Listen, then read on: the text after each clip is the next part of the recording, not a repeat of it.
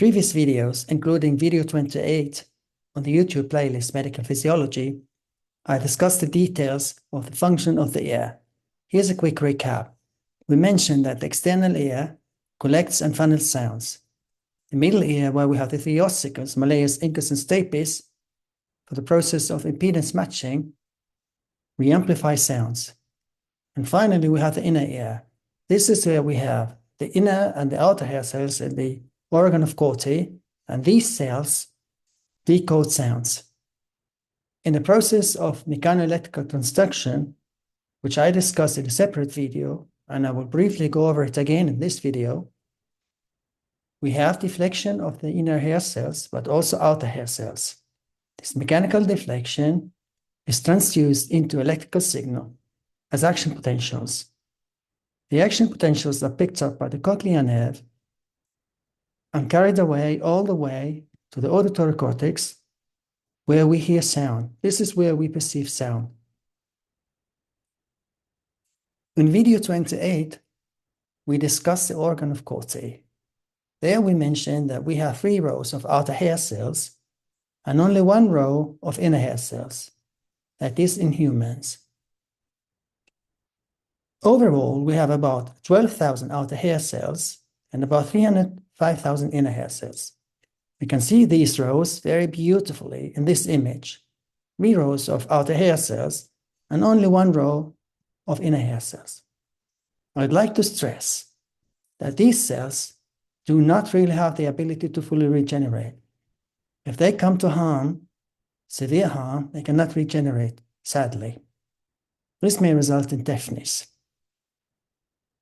The outer hair cells account for only 5% of the nerve output, the auditory nerve output, whereas 95% of the output is accounted for by the inner hair cells activity. So the activity of the outer hair cells is to act as active amplifiers, as we will see in the present video. Now, this is of huge physiological importance because it is the activity of the outer hair cells that gives us a massive gain in hearing and frequency coding. If the outer hair cells come to severe harm, this results in massive harm and impairment of our hearing power. In video 31, we discussed the traveling wave. Recap. The sound wave causes vibration of the basilar membrane. And this vibration of the traveling wave reaches an amplitude exactly at the site of its corresponding frequency in the basilar membrane. This is the passive response of the basilar membrane, which I discussed in this video 31. I will add the links for all videos I'm citing here. And this amplitude, the frequency selectivity of the basilar membrane, is strongly enhanced by the activity of the outer hair cells, as we will see in the present video. We see here in this GIF, the traveling wave reaches the basilar membrane, causes vibration, and the amplitude, for instance, here is strongly enhanced by the activity of the outer hair cells. So the frequency selectivity is discussed in video 31. To the mechanoelectrical transduction, here we remember from video 31, the sound wave deflects the hair cells. This example here for inner hair cells. The sound wave deflects the hair cells. Here we have the tipplings. They get stretched by the incoming sound wave. Since they are physically coupled to mechanosensitive channels, once these tipplings get stretched upon deflection of the hair cells, they open up mechanosensitive channels. Now, these mechanosensitive channels are not selective to potassium only, but mainly to potassium. So potassium goes into the cell, depolarizes the inner hair cells. This results in entry of calcium, and eventually we have neurotransmitter release, and then we have the action potentials. So this is the process of mechanoelectrical transduction. We convert mechanical deflection into electrical signal. Now, this process of mechanoelectrical transduction occurs in both types of hair cells in the Corti organ, the inner hair cells and the outer hair cells. I will break down the roles of the outer hair cells into the first, to actively amplify the vibration of the basilar membrane, thus to enhance the response of inner hair cells. The second is to sharpen the frequency separation range of the basilar membrane, and thus to enhance the frequency selectivity. Now let's see how this works out. We'll start with the first.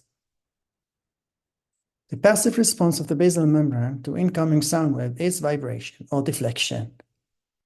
This passive response is due to the intrinsic physical properties of the basilar membrane, as we discussed in video 31.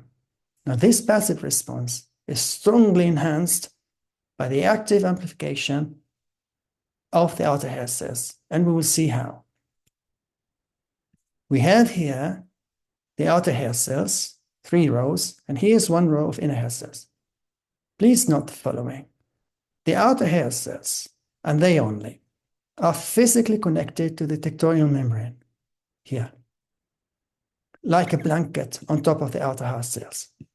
Now here we have the basilar membrane supporting the inner and the outer hair cells. Once the traveling wave reaches the tectorial membrane, it also deflects the tectorial membrane and the outer hair cells. So we have now the process of mechanoelectrical construction in both types of cells, the outer and the inner hair cells. Now these 2 types of cells are very close to one another. The vibration of the outer hair cells for mechanoelectrical construction is transmitted to the inner hair cells. This local mechanical vibration of the outer hair cells substantially enhances the activity and thus the sensitivity of the inner hair cells.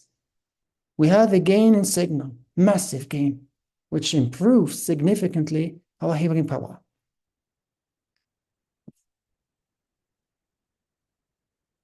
So, here I have a summary. The incoming sound wave reaches the basilar membrane, which we see here in the animation. We have the traveling wave. We have the mechanoelectrical construction of both types of cells, the outer and the inner. Now, the mechanical vibration of the outer hair cells locally is passed on to the inner hair cells, thereby increasing its sensitivity. Now, this activity of the outer hair cells requires the presence of prestin. Prestin is the motor protein of the outer hair cells. Here we see prestin in brown, lining the outer hair cells. It only occurs in the outer hair cells, not in the inner hair cells. Upon mechanoelectrical construction of the outer hair cells, so we have depolarization of the outer hair cells, prestin responds to depolarization by change of its configuration. We see prestin everywhere. Depolarization of the outer hair cells in the mechanoelectric construction changes the configuration of prestin in such a way that it changes its length.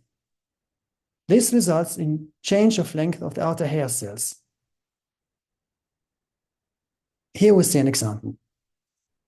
We have the inner hair cells and the outer hair cells.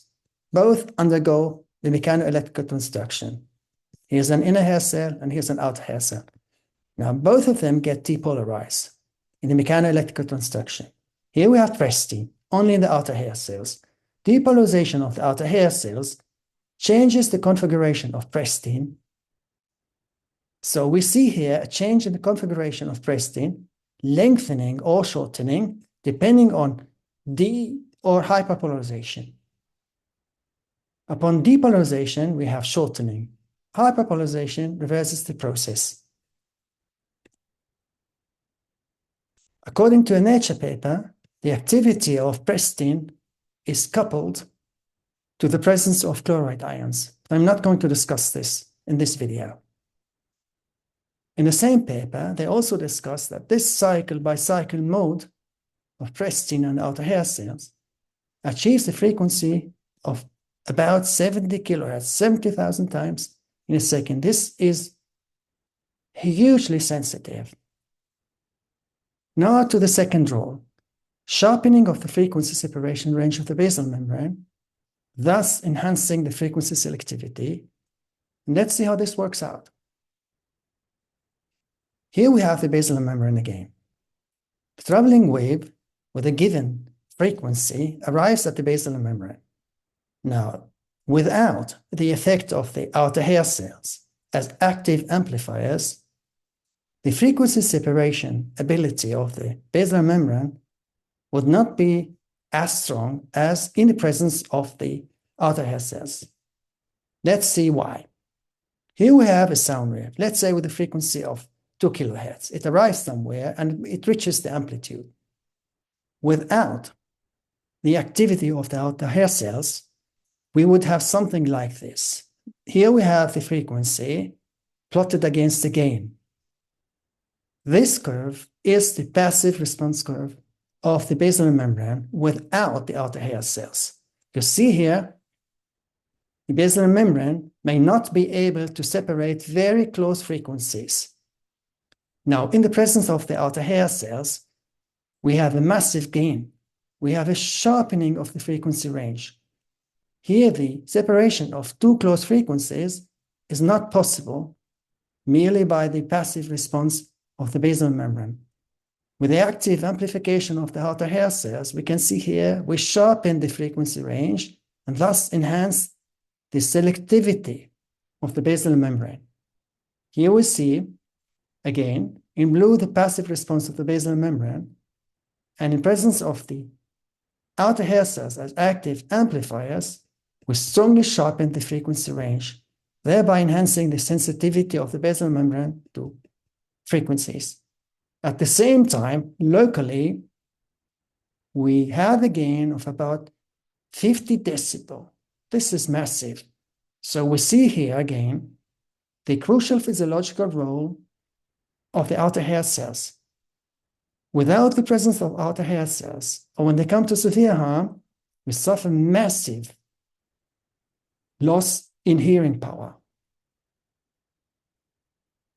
We see here also that this increase in the frequency sensitivity and also in the improvement of our hearing power may be as high as 1,000-fold. Finally, we see here again different frequencies arriving at the basilar membrane color-coded. In presence of the outer hair cells, we can see here the amplitude of the traveling wave increases, and we also have a sharpening of the frequency range. I hope this was helpful.